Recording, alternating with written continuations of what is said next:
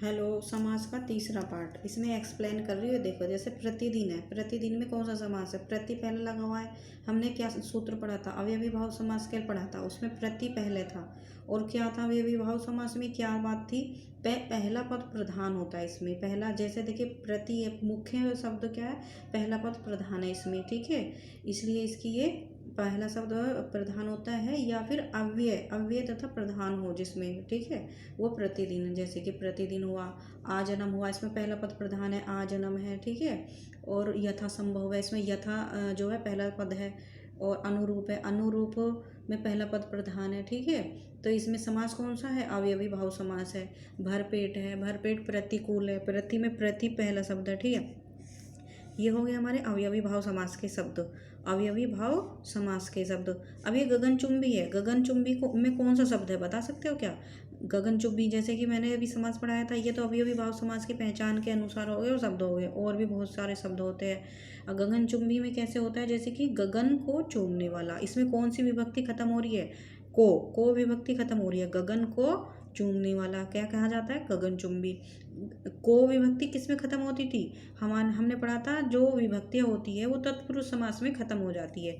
यानी कि यहाँ से हमारा दूसरा समास शुरू हो गया। यहाँ से क्या था? पहला समास शुरू था, ठीक है। यहाँ से दूसरा शब्द समास शुरू हो गया, तत्पुरुष समास। तत्पुरुष में कौन सा पद प्रधान होता है? दूसरा पद।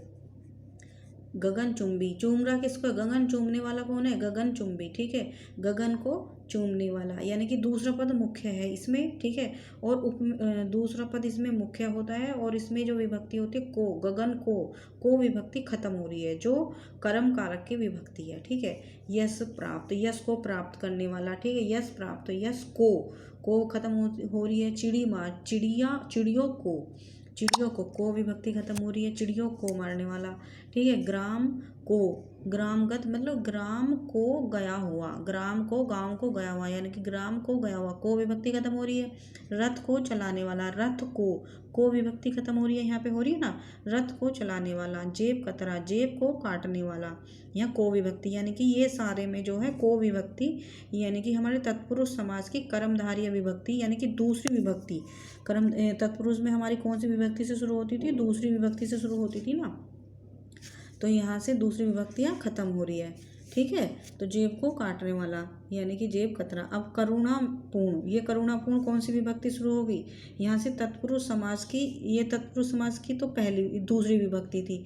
यहाँ से तत्पुरुष समास में क्या होती है? 2 से 7 विभक्तियाँ चलती है ना, 2 से 7 विभक्ति चलती है, तो ये तो दूसरी विभक्ति होगी। अब यहाँ से हमारी दूसरी भयाकुल, भयाकुल यानी कि भया से आकुल, ठीक है, भया से आकुल। यहाँ से हमारी तीसरी विभक्ति, तत्पुरुष समास की तीसरी विभक्ति कौन सी हमारी? करण वाली, करण कारक की ये विभक्ति है।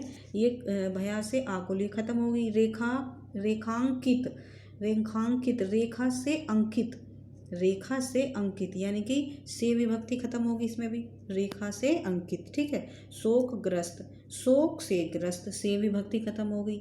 से और के द्वारा हमारी करण कारक में आती थी, ठीक है, जो तीसरी विभक्ति है हमारी। और आगे क्या है? मन चाहा, मन से चाहा, ठीक है, मन से चाहा, से विभक्ति खत्म होगी। सूर रचित, रचित मतलब कोई रचना रचनी होती है, जैसे सूर द्वारा रचित, से, ठीक है, सूर के द्वारा रचित। तो ये हमारे, हमने से और के द्वारा आते थे ना, तो ये हमारी से तीसरी विभक्ति में से और के द्वारा विभक्ति खत्म हो जाती है।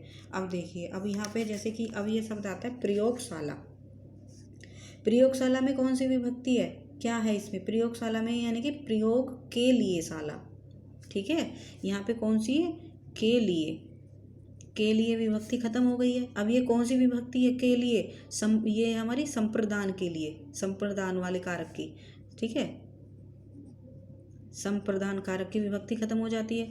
संप्रदान कारक की विभक्ति होती है, जैसे कि प्रयोगशाला, प्रयोग के लिए शाला खत्म होगी। स्नान घर, स्नान के लिए घर, ठीक है। यज्ञशाला, यज्ञ के लिए घर, यज्ञ के लिए शाला, शाला मतलब घर ही होता है ना।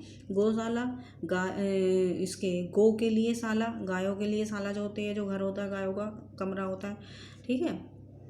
देशभक्ति, देश के लिए भक्ति। डाक गाड़ी, डाक मतलब डाक गाड़ी, डाक के लिए गाड़ी। परीक्षा भवन, परीक्षा के लिए भवन। हाथ के लिए कड़ी, हथकड़ी। ये विभक्तियाँ जो है हमारे संप्रदान कारक की खत्म हो जाती है, विभक्तियाँ लुप्त हो जाती है। ये तत्पुरुष समास की ही विभक्तियाँ है, ठीक है। अब यहाँ से देखिए ये हाथ आता है हमारा धनहीन। धनहीन, धनहीन क्या है, अब ये यहाँ से क्या हो गया, ये अलगाव के लिए है। धनहीन यानी कि से विभक्ति, यहाँ से हमारे अप्रदान कारक की विभक्ति शुरू होगी। अपादान, अपादान। अपादान कारक क्या होता है कि जो अलगाव के लिए, अपादान मतलब अलग के लिए। धन से हीन यानी कि हीन नहीं है, हीन मतलब खत्म होना ना, कम होना, ना होना। ये धन से हीन, धन से हीन, धन नहीं है मतलब। पथ भ्रष्ट, पथ से भ्रष्ट, ठीक है। जो कोई भी पथ से भ्रष्ट हो जाता है, भटक जाता है, मतलब अलग हो जाता है। देश निकाला, देश से निकाला, देश से निकाल दिया जाता है, जिसको बिल्कुल अलग कर दिया जाता है। देश निकाला, उसमें क्या है, तत्पुरुष समास की हमारी ये विभक्ति खत्म हो जाती है, से विभक्ति खत्म हो जाती है, ठीक है। और ये कौन सी विभक्ति है, ये पांचवी विभक्ति है। ये भी याद रखना है, ये भी पूछ लेता है कि किसमें कौन सी विभक्ति है, ठीक है। कट गई क्या वीडियो, इसमें पता नहीं चलता है, ठीक है। अच्छा, ऋण मुक्त, ऋण से मुक्त। गुणहीन, गुण जिस मतलब गुणहीन क्या है, गुण से हीन। पाप मुक्त, पाप से मुक्त।